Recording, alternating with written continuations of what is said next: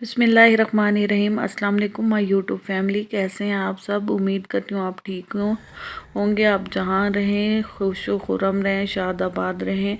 अल्लाह ताला आपको तमाम दुख परेशानियों और मुसीबतों से बचाए रखे। तो काफ़ी अरसे से मेरा व्लॉग नहीं आ रहा था। उसकी वजह ये थी कि हमारे अंकल की डेथ हो गई थी, जिसके लिए हमें जो है वो अचानक ही विलेज जाना पड़ा। और हमारा जो विलेज है वो यहाँ से तकरीबन 11 घंटे की ड्राइव पर है मियाँ वाली से। तो मुल्तान से आगे खानेवाल, पीरोवाल और उससे आगे जो है वो हमारा जो विलेज है वो है।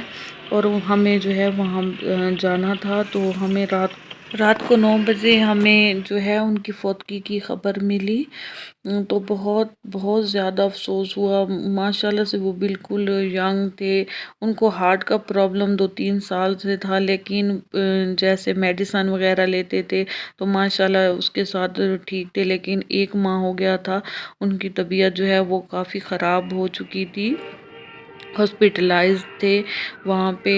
तो जैसे ठीक होती थी तो घर ले आते थे, लेकिन पूरा जो 1 मंथ है वो उनकी तबीयत ऐसे ही रही है। तो लेकिन 2 दिन पहले उनकी तबीयत काफ़ी संभल गई थी। तो डॉक्टरों ने भी कहा कि ये अब ठीक हैं। लेकिन अचानक 9:30 बजे हमें इत्तला मौसूल हुई कि अंकल की जो है वो डेथ हो गई है। तो हमने फ़ौरन वहाँ से रवाना हुए, क्योंकि सफ़र जो है वो काफ़ी लंबा था। 11 घंटे की ड्राइव थी और 9 बजे उनका जनाज़ा था और हमें जो है वो जनाजे में शिरकत करनी थी। तो वैसे भी जो हमारे अंकल थे वो बहुत बहुत ज़्यादा अच्छे थे और मेरे भाभी के अब्बू भी थे।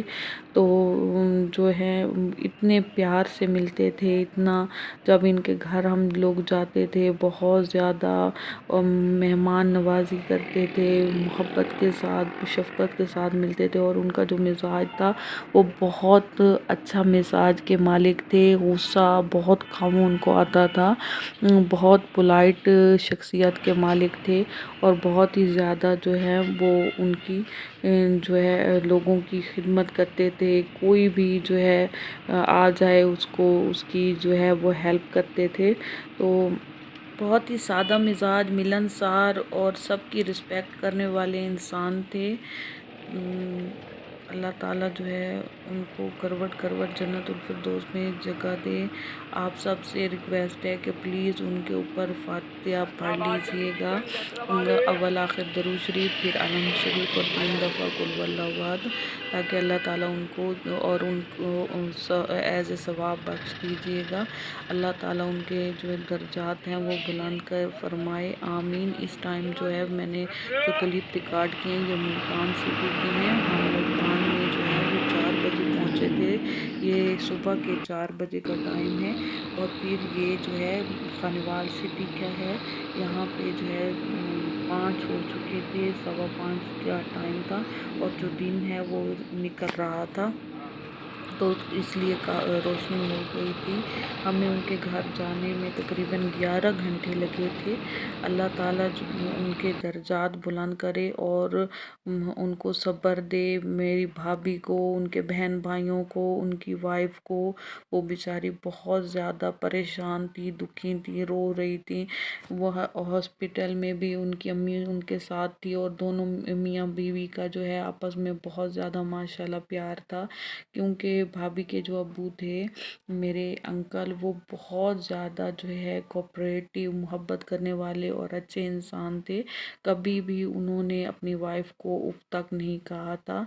तो उनकी एज भी इतनी ज़्यादा नहीं थी। ये उनकी तकरीबन 45 ईयर ओल्ड थी। तो इस जो एज होती है मियाँ बीवी को एक दूसरे की बहुत ज़्यादा ज़रूरत होती है, एक दूसरे के साथ बैठने बात करने की, एक दूसरे के सहारे की। क्योंकि औलाद जो है इस एज में आपकी मैरिड हो जाती है, वो अपनी लाइफ में गुम हो जाती है। तो जो मियाँ बीवी होते हैं वो एक दूसरे का सहारा बन जाते हैं। کیونکہ پہلی جو لائف ہوتی ہے وہ کمانے میں ہی گزر جاتی ہے، اور اس لائف میں جو ہے وہ زیادہ ضرورت ہوتی ہے۔ تو اللہ تعالیٰ ان کو صبر دے اور ان کو کروٹ کروٹ جنت الفردوس میں جگہ دے، کیونکہ جب ہمارے پیارے بچھڑ جاتے ہیں تو بہت بہت زیادہ افسوس ہوتا ہے، اور ہم لوگ افسوس کے علاوہ کچھ کر نہیں سکتے۔ اللہ تعالیٰ کے آگے ہم سب بے بس ہیں، اور اللہ کی حکمت ہے، اللہ کے ہر کام میں جو ہے وہ بہتری ہوتی ہے، لیکن اپنے جو پیارے ہوتے ہیں ان کا افسوس پوری زندگی جو ہے رہتا ہے کہ ہم کبھی بھی اب دوبارہ جو ہے وہ ان سے نہیں مل سکیں گے۔ تو جو بھی آپ کے ریلیٹیو ہیں، رشتہ دار ہیں، اپنے ہیں، ان کی قدر کیا کریں، ان سے پیار سے محبت سے پیش آیا کریں، کیونکہ لائف کا کوئی پتہ نہیں ہوتا کہ آج ہم ہیں اور کل ہم نہ ہوں۔ اس لیے جتنا بھی ہو سکے صدقہ دیا کریں، کیونکہ کہتے ہیں کہ صدقہ جو ہے موت کے علاوہ سب بلاؤں کو ٹالتا ہے۔ اور حضور پاک صلی اللہ علیہ وآلہ وسلم سے کسی نے پوچھا کہ موت کے بعد کون سا ایسا عمل ہوگا جس کو کرنے کے لیے انسان بےتاب ہوگا کہ اگر مجھے زندگی ملے تو میں وہ عمل کروں؟ تو آپ صلی اللہ علیہ وآلہ وسلم نے فرمایا کہ صدقہ۔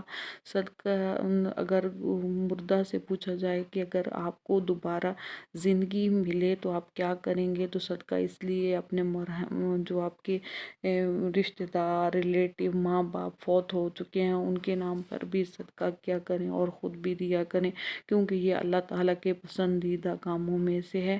اور نماز کی پابندی کیا کریں، کیونکہ یہ ہم پر فرض ہے۔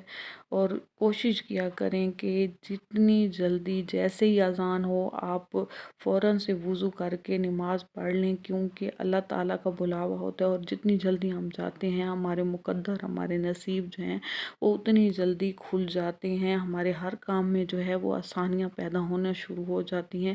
اور پورا دن لازمی اللہ کا شکر ادا کیا کریں۔